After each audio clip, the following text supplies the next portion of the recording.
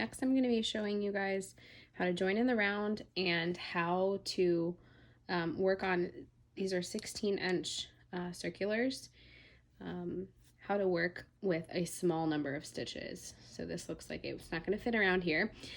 So you're kind of going to basically pretend that, each end of your circulars is its own needle, and then you're going to sort of just use this part of the circulars acting as a third needle. And so what I'll do is so that I can reach these stitches around is I will just divide up my stitches, and then I like to have, like at least 3 or so on the wire part.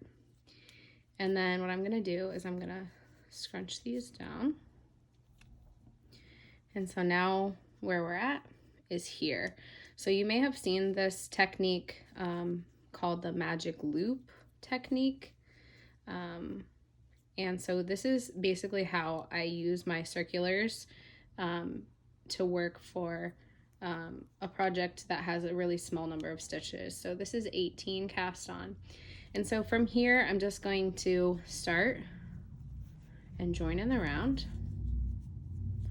So to do that, I'm going to use that very first loop that I put on my needles when I was casting on. And then what I do is I will loop over it with the very last stitch that I casted on. Pull these down. Then I've got my working yarn here and my tail here, and I'm just gonna kind of snug up that last little stitch there. And so now I've joined, and now I'm ready to just work in the round. So I'm gonna place my stitch marker so that way I can remember the beginning of my round. And for this, I'm actually working in just a knit stitch. This is gonna be for one of my trees. So I'm gonna start knitting around.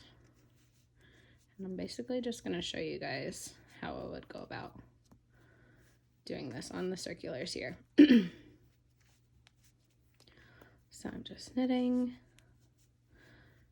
all the way.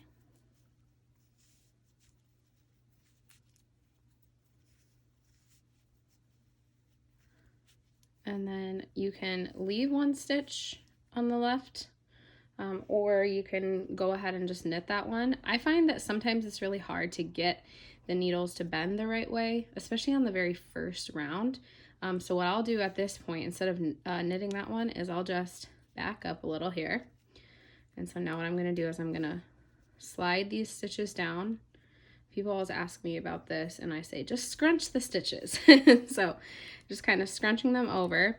I want to keep a few of them, again, on my wire here, and then I'm going to take my next little bunch, slide them down onto the left needle, and it's almost as if if I were using double pointed needles, it would be the same. I would have them divided up, right? Except here we're not having to interchange multiple needles, and I think it just makes it a little bit easier to work with. Now it takes a little practice, but once you get it down, it really is pretty fast. And then you don't have that extra loose double pointed needle that you're always having to transfer with. Just gotta scrunch those stitches. So I'm just gonna show you guys how to get through this first round here.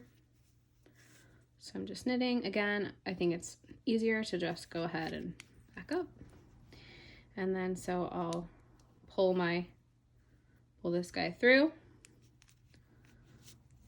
scrunch those stitches, and then I'll back up a few here onto my cable, and then I'm going to keep knitting. So knit, and the pattern I'm using here, it just involves the first 4 rounds to be knit.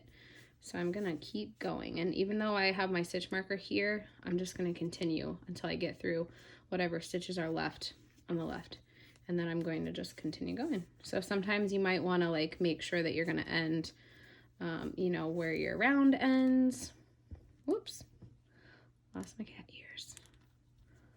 And then if it doesn't, you know, really matter for your pattern, then you just keep rocking.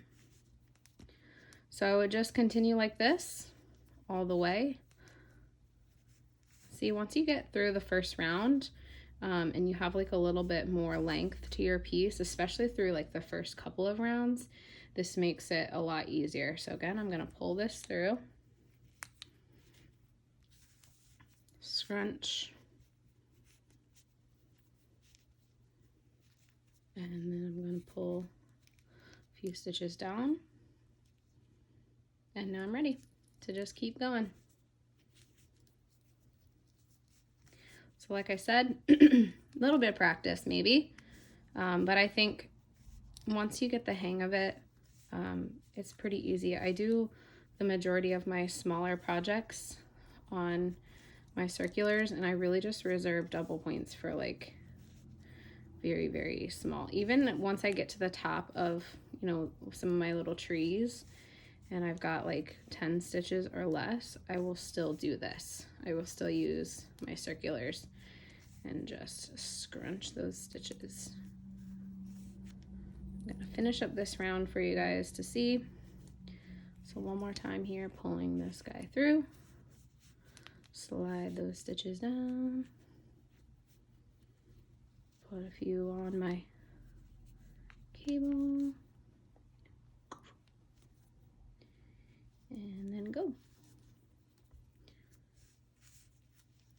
The longer your project gets, the easier this technique will get too. And I'll stop there. So now I've got 2 rounds, and you can kind of see here how this is working out. So yeah, so this basically will act as your 3rd needle, and then you just kind of transfer around the circulars rather than from one double point to another. So I really hope that this video is helpful for you guys. Let me know in the comments if you have any questions, and thanks for watching.